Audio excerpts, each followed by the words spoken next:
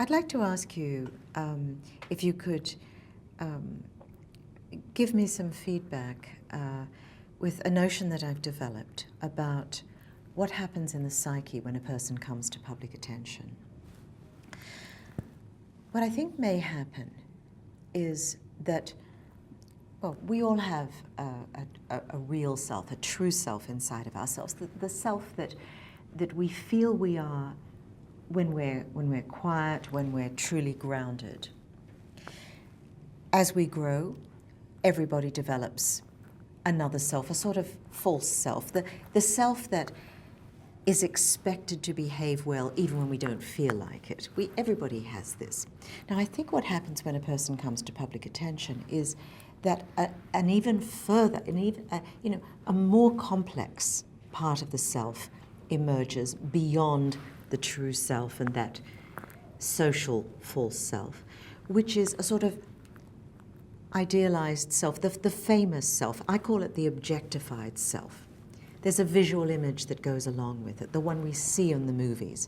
And that's a self that's more entertaining than we feel we really are deep down. It's a self that is more glamorous, more witty, more confident, more attractive.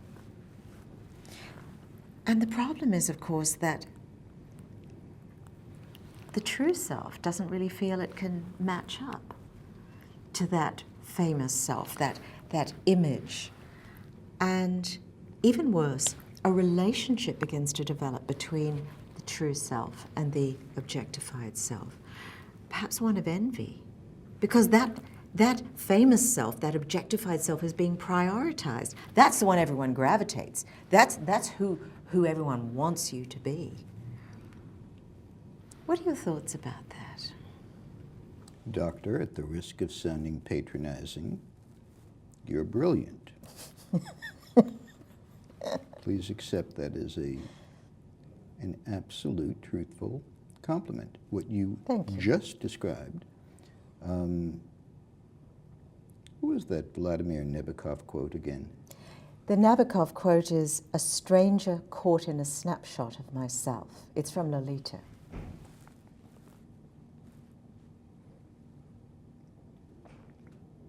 It's one of the novels that changed my life.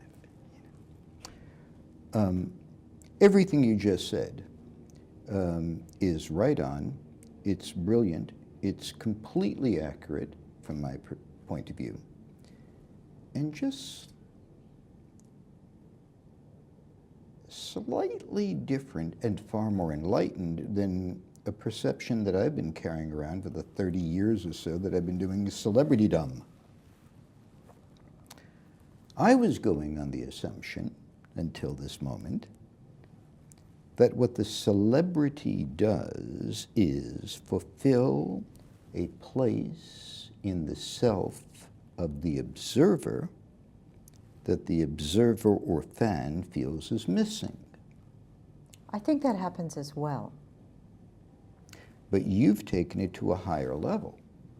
It is one thing for the fan to watch red carpet arrivals, look at a lady's shoe, and say, that woman, that movie star, is wearing a Manolo Blahnik shoe that costs $700. I'll never wear that shoe. I'll never spend $700 or could ever dream of doing that. That woman, that movie star, that actress is completing me, is fulfilling that spot in me that's missing. And that's why I love her, and that's why she's famous, and that's why I'm buying into the dream. I think what you just described was the woman who is walking down the red carpet and her relationship to her Manolo Blahnik shoe. Correct. So you have taken it from the fan's point of view to the celebrity's sense of lack, maybe absence of self-worth. I'm not going to put words in your mouth, but I'm going to carry that one with me.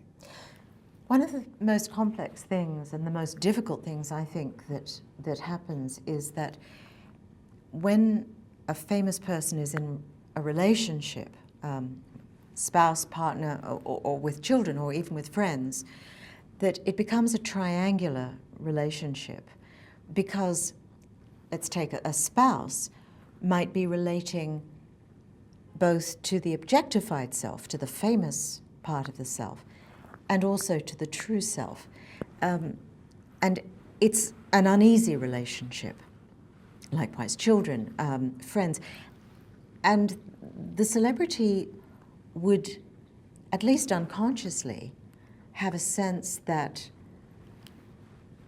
the famous self is prioritized, creating an even more uneasy relationship between the two parts of the self. What do you think about that? Well, first of all, again, I find them fascinating, and I find them completely consistent with what I've observed. In the 20 or 30 years that I've spent around celebrities, I have found that the objectified self almost always wins. That there is nothing left of what that person recalls as their non-celebrity pedigree. They become what they beheld. Their vision for them to be the biggest, bravest, prettiest, most famous, that dominated whatever it was that preceded who they are. That's why so many of them are what I sometimes refer to as skeleton figures, meaning that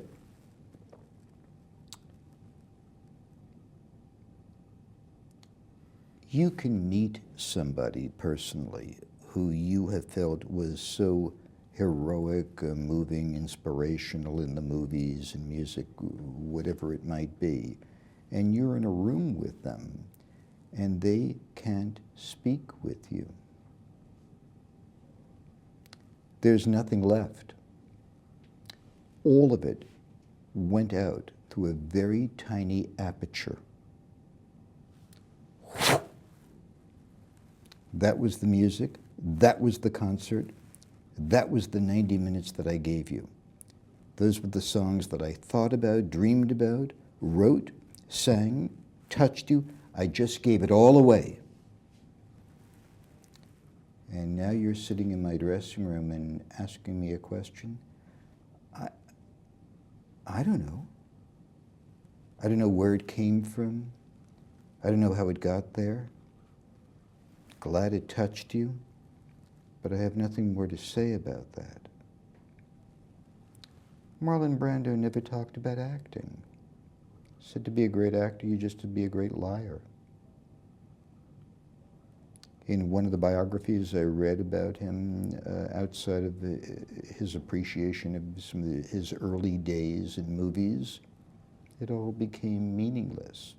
Now, as for that triangular experience that you reference, well, the attendants to the throne have a vested interest in keeping the celebrity dependent upon them. Their interest is not in the liberation of the celebrity, their interest is in the captivity. So if you have an army of agents, of lawyers, publicists, media consultants, secretaries, nannies, pilots, security specialists, drivers, and the other dozen that go along with the fame package, Well, the last thing in the world that they want to see is you wake up one day and say, you know, I think I can handle this by myself. I'm feeling great. What a beautiful day. Well, clearly, she's psychotic. Something's terrible. We're going to have to change her medication. So there's a good reason why they are relating mostly to the objectified self. Without the objectified self, they wouldn't receive a paycheck.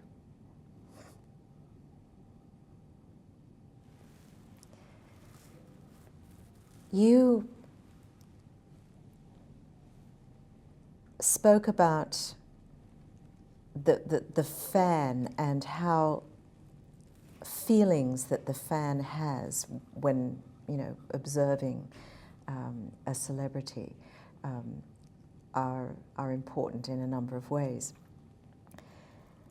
And you talked about quite a positive feeling that can come from a fan, a positive word. You complete me because you can afford, you have fulfilled my fantasy of having something really special that I don't think I'll ever have. Yes. But there's a psychological underbelly for that, and it's called envy. Yes. Because on the surface, you've fulfilled the fantasy, the celebrities fulfilled the fantasy. But underneath, what does that really say about me? It says that you're special and I'm not. And there's sort of a legacy of rage that can go along with that. And I suppose it's a cliche to talk about how that gets perpetrated, you know, toward the celebrity. But what are your thoughts about that? Playing after your perception, which I view, again, as being completely accurate, let me use as a demarcation of what I believe you've said by referencing fan mail. Here's the first letter. I love you and I watch you on television every day. Please send me an autographed picture. Letter 2. I wrote to you last month and I never got a picture. Where's my picture? Letter 3.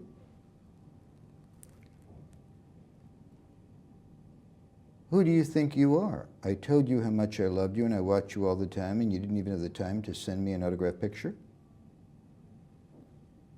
3 weeks later.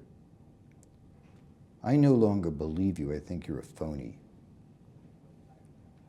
I thought that you really cared about your fans and loved them, and if you couldn't take out a minute to sign a picture and send it.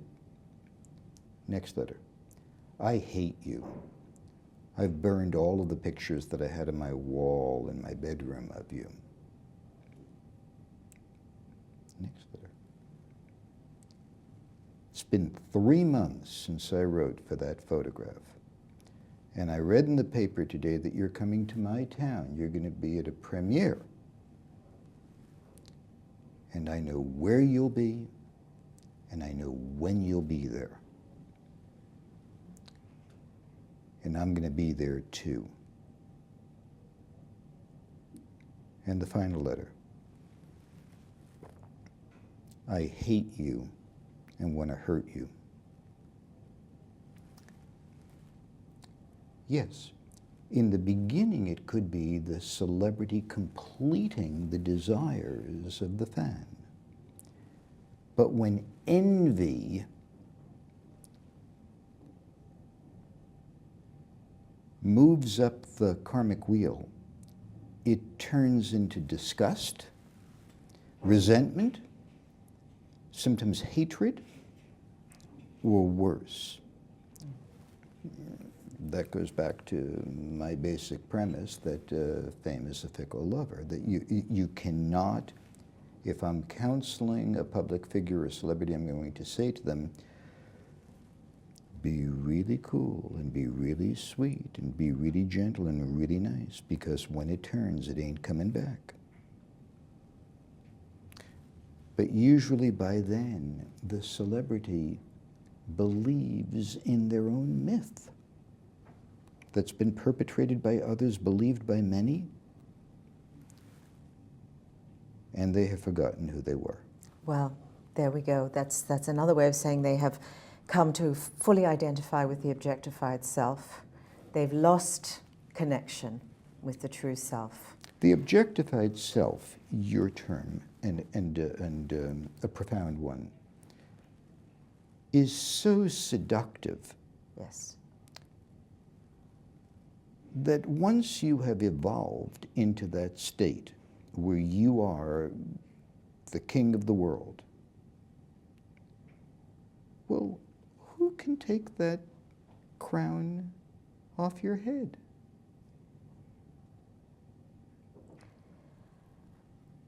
Well, now, it may be that even though it might sometimes seem like a wonderful idea to be fully identified with the objectified self, I believe it's a very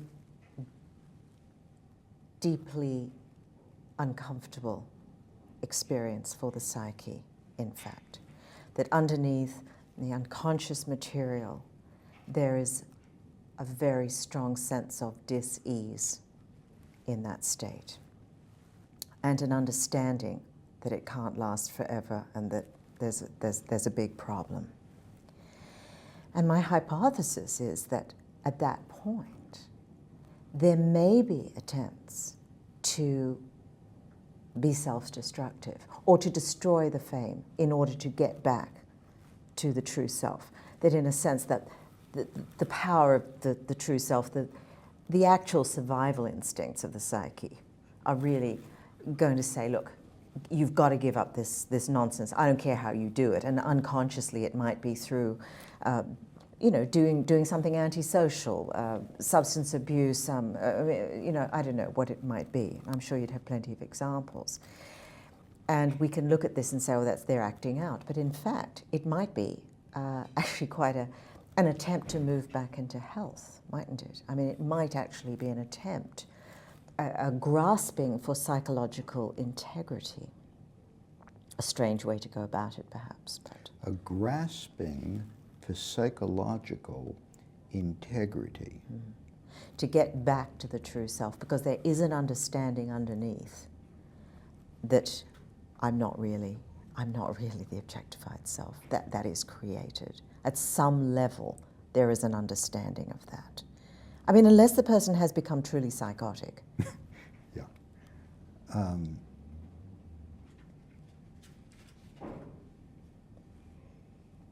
Thinking about what you just said. Yes.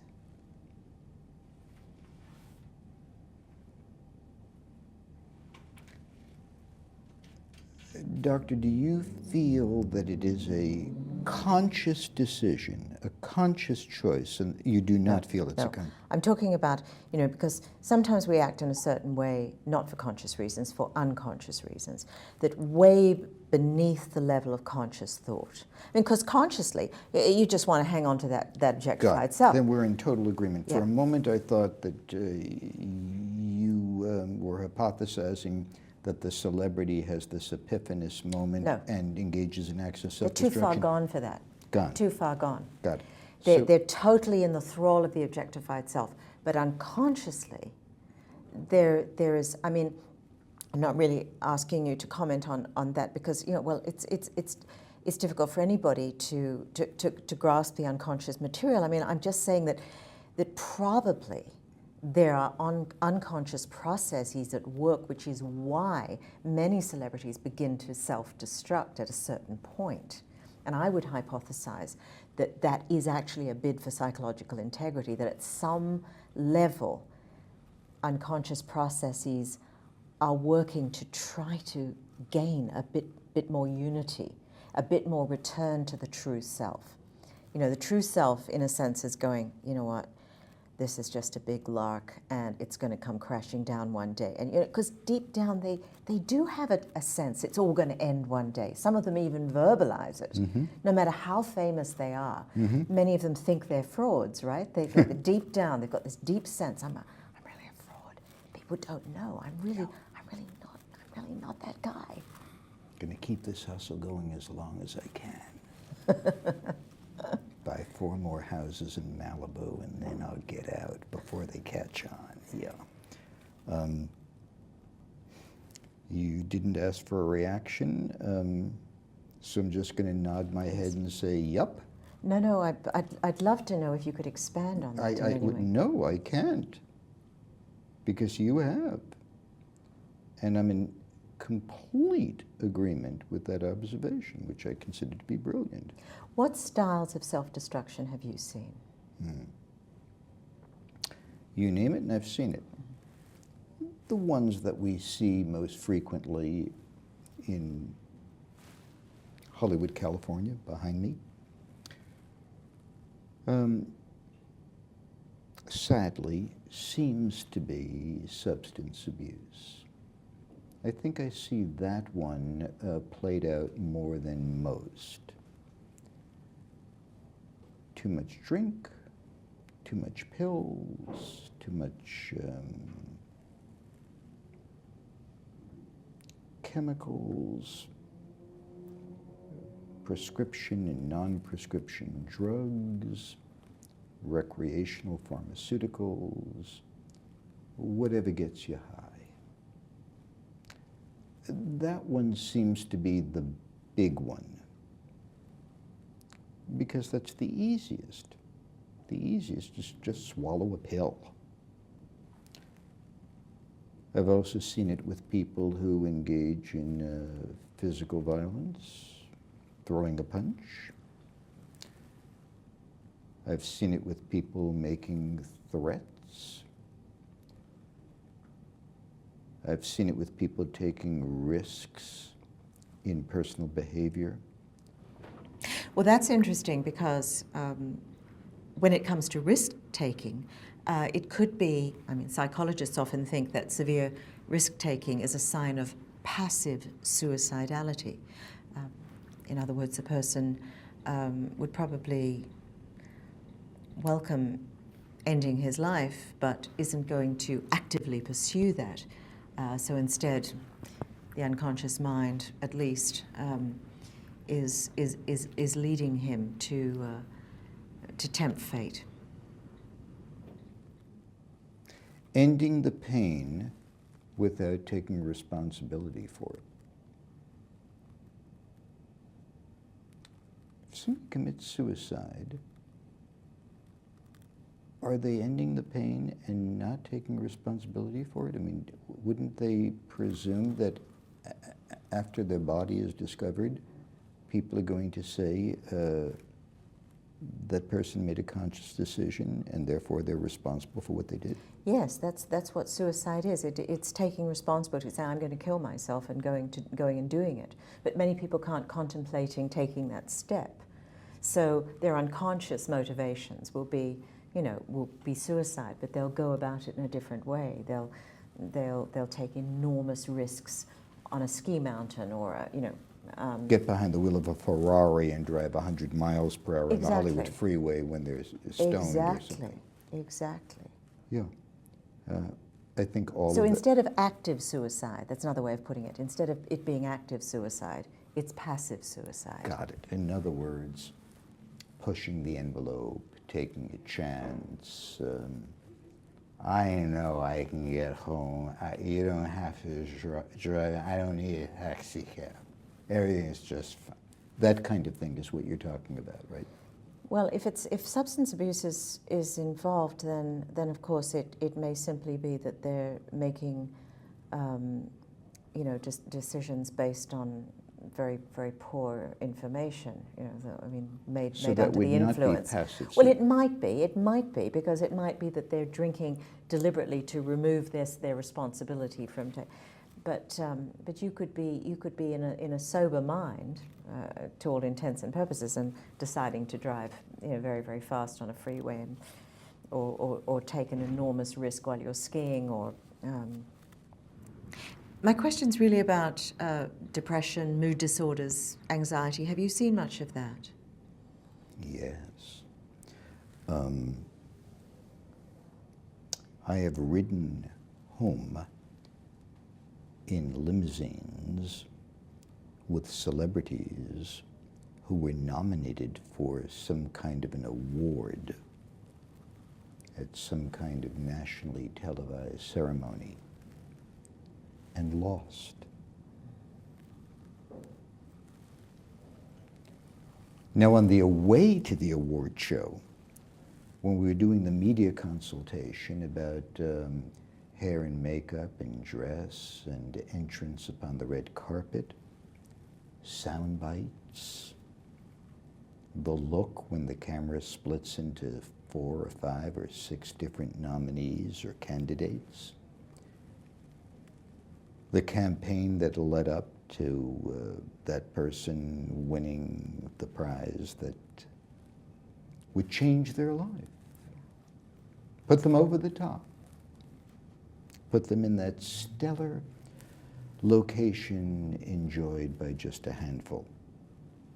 Well, that's the drive to the ceremony, the drive home from the ceremony.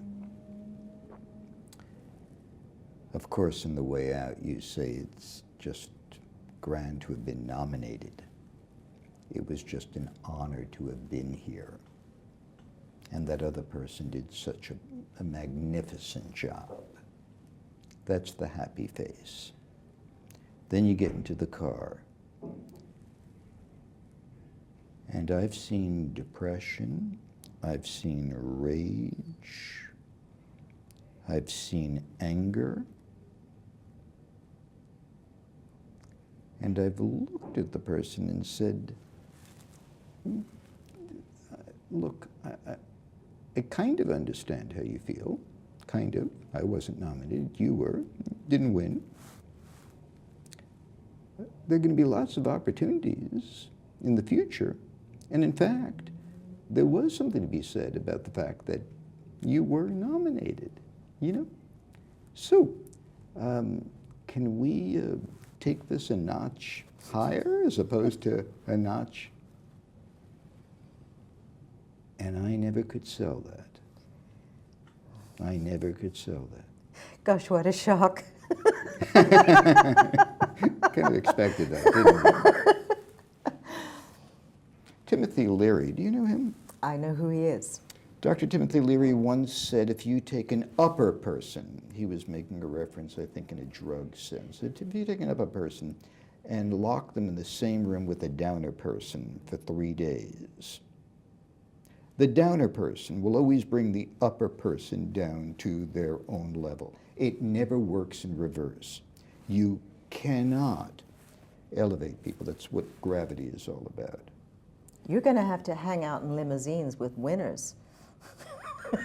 And fortunately I have. And you know what the intriguing thing about that is? When they leave with the statue, they look at you and say, what do we do next? It's like winning at the roulette wheel in Las Vegas. And they shove the $1,000 worth of chips. What do people do? Cash in? Not a chance. They make their next bet. Yeah. I think that an enormous amount of loss goes hand in hand with the achievement of fame. And loss of one's goals is a very difficult one. I mean, it may seem like it's a good thing to achieve a goal, but as you're achieving it, you're also losing it because it's no longer present. And that's exactly what you were describing, isn't it? It's like, well, give me another goal is another word for it, another phrase for it. I need another goal. I can't tolerate the loss of that goal I've got there. It's too scary. Doctor, celebrity is like a fix. You can never have enough. And no matter how many times you are honored, no matter how many statues you bring home, you're looking for the next one. You're looking to sell the next 50 million records. I have never, ever met a celebrity who says, I did it, I achieved what I had set out to accomplish, I'm satisfied and I'm done, with one exception. The Beatles at the height of their celebrity, fame and fortune, they looked at us and said, let it be. Let it be.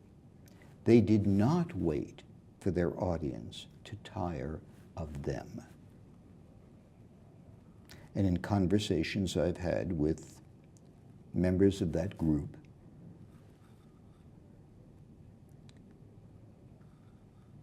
nobody was apologetic about having said, time to move on.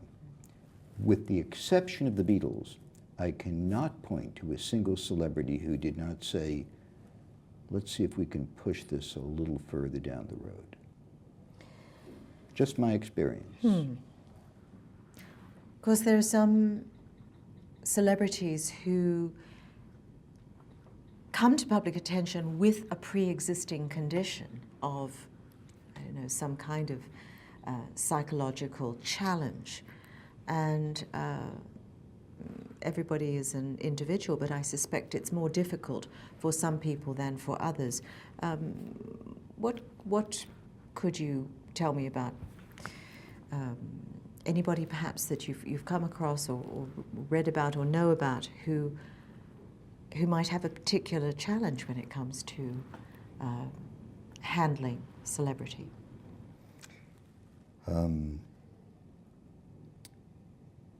I never tell stories at a school. Sure.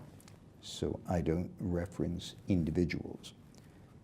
I'm not a doctor or a priest or a rabbi, so it is not incumbent upon me to keep secrets. But with respect to the individuals that I've worked with, it would be a violation of my personal ethic to talk about their private issues. But there's plenty in the public domain, isn't there? Oh, there's a ton. Yes. There's a ton. You know, those Chilean mine workers, when they were pulled out of that cave, were instant celebrities. Yes. And if one was to examine how they're doing a year or two or three later, well, it's not a very pretty picture. That's when celebrity catches you as opposed to you pursuing it. Yes, yes. And you can take that to winners of the lottery, Yes. or people who have just married their perfect mate and are on the cover of Hello magazine. And we have seen how that splash of celebrity can fade rapidly and worse. Yes. There'd be no greater example of that, with all due respect, of that first royal wedding that I stayed up all night in Los Angeles and watched moment by moment, believing in the dream, the fantasy, the magnificence of an institution and love. And I also stayed up all that evening when it all crumbled. Could there be a better example of the betrayal of celebrity for the participants and the rest of us? There is nothing but sadness at the end of that tale. Well said.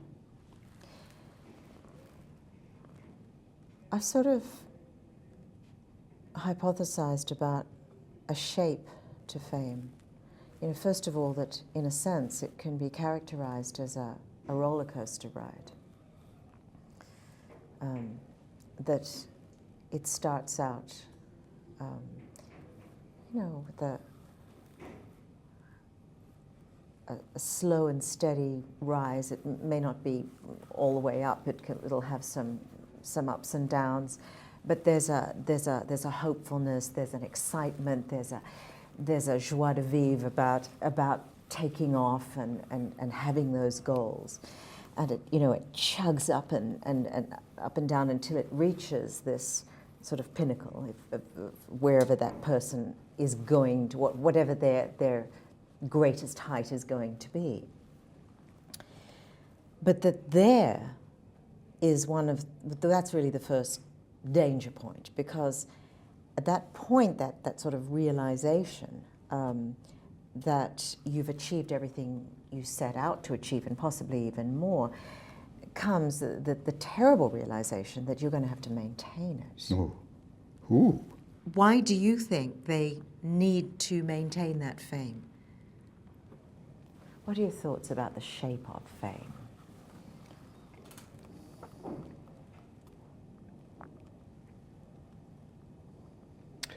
I like the imagery that you use to advance your hypothesis about the shape of fame being like an egg. I like that. Because it implies life within, protected from the rest of the universe by a perilously thin shell.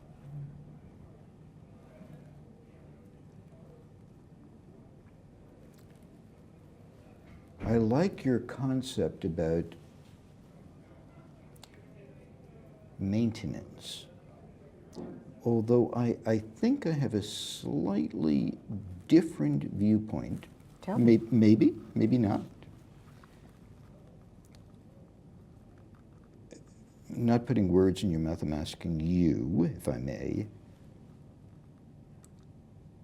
Is it your hypothesis that fame can be maintained? No. Then we're on the same page. Yeah. I thought it was. Yeah. Before coming to see you this evening, I left my house and I had some painters at the house for the past couple of days. They were painting a deck in my house, a wooden deck. Today was a very warm day in Los Angeles, and the paint dried, and the job was completed, and I thanked the painters for painting the deck. It looked very nice. And as I was getting ready to see you, one of the painters said, "You're welcome. You're good for 5 years."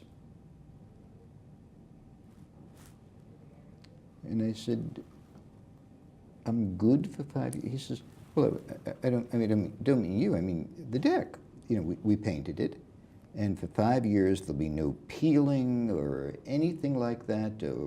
Weather, sun, rain.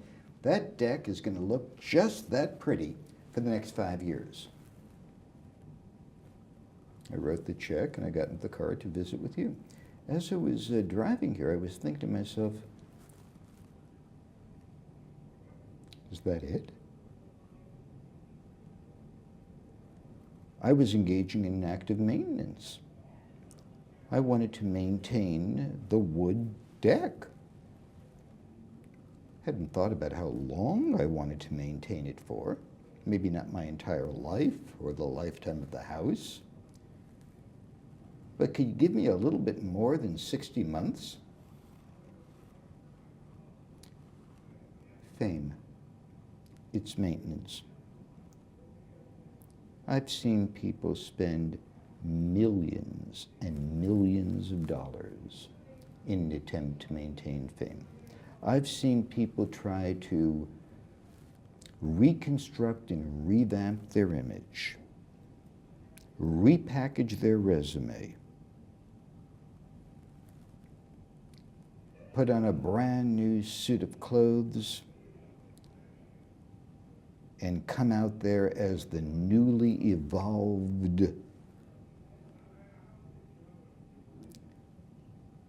maintenance is an illusion. Just accept the fact that the clock is ticking. Do your best. And that's it. Why? Why do they need to maintain the fame, in your opinion? Well, first of all, the money's good. Okay. Yes. And they get But used you to just the- said they spend millions and millions, more than they're receiving from fame. Sure, So again, why, if it's not about the money? it is about the money. Because it's kind of like being at a casino.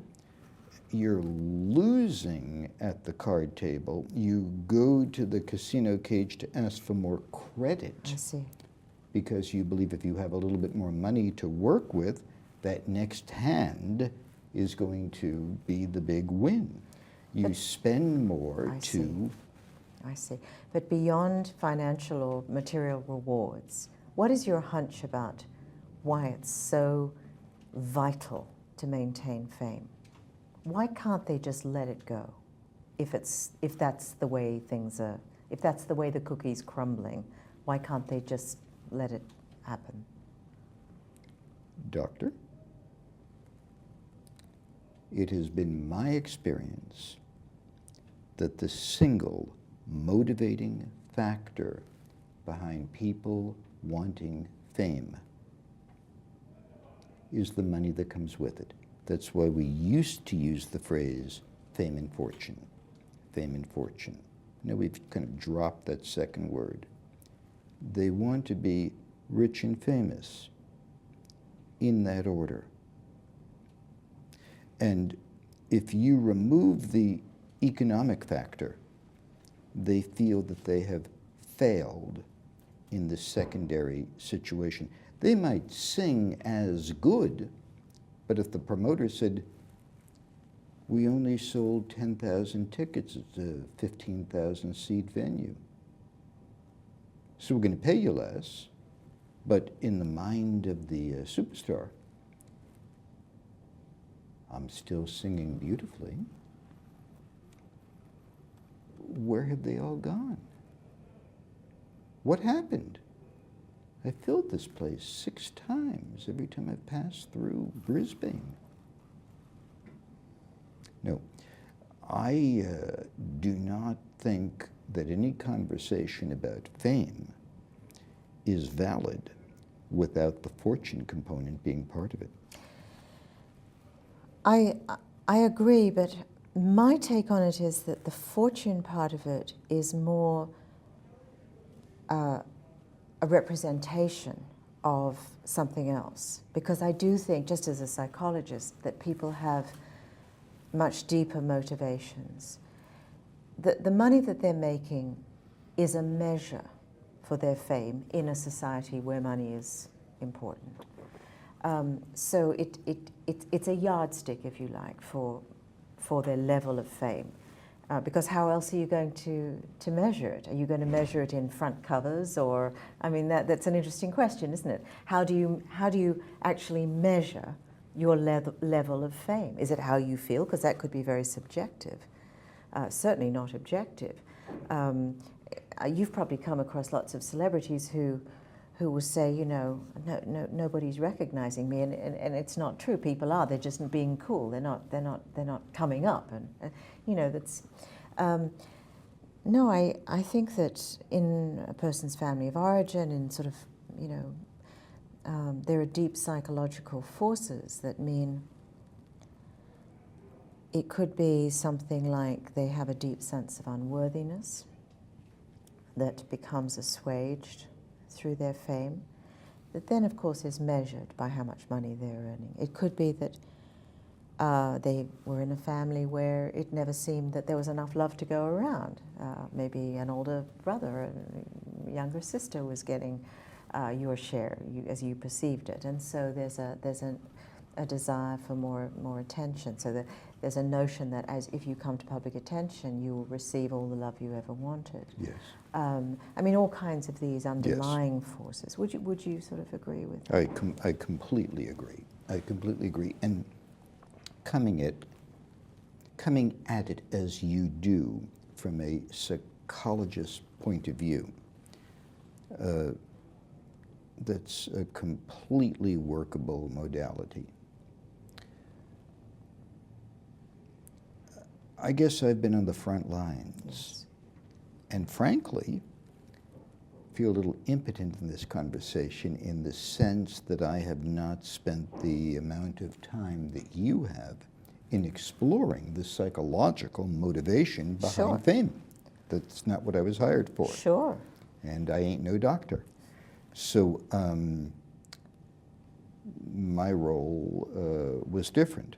I had dinner last night with an actress who's not doing very well right now. She's come to me for some consultation, how to jumpstart the career.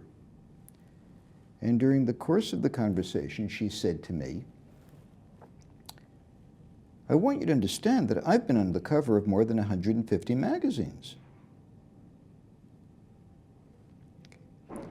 For her, that was the demarcation. That was love returned. I did not ask her if she was paid for each one of those covers. That was enough.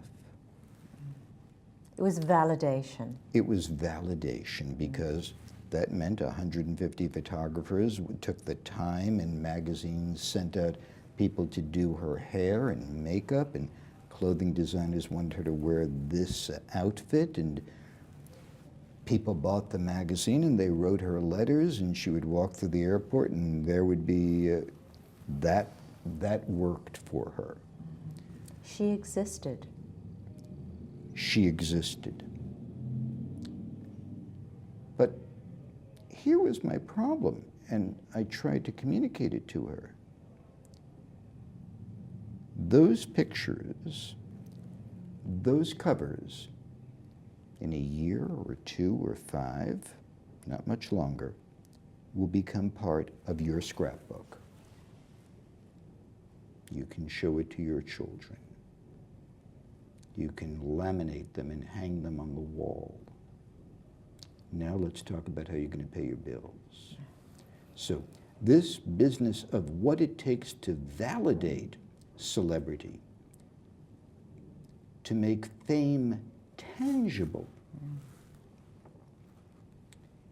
is what drives certain celebrities probably to people like you or people like me. Well, you clearly play a very important role in helping people to get off the fame roller coaster at that very difficult point. I never think of it that way, you know. You play a far more important role because not only do you teach them how to get off the roller coaster, but how to live a life having nothing to do with roller coasters. I deal with people who just want to keep the roller coaster rolling. Yeah. There's some people who come to me in search of what we call media reduction. They're too famous.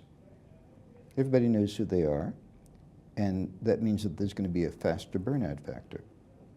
How can I get people to patronize my product, my talent, without me doing everything that breathes and appear on the cover of bottled water?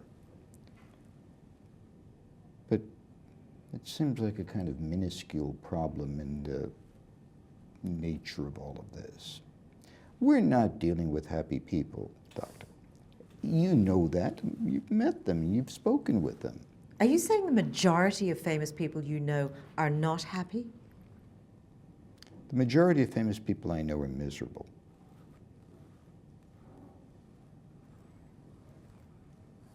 At what point did they become miserable? When they got a preview of coming attractions. When they saw their own trailers.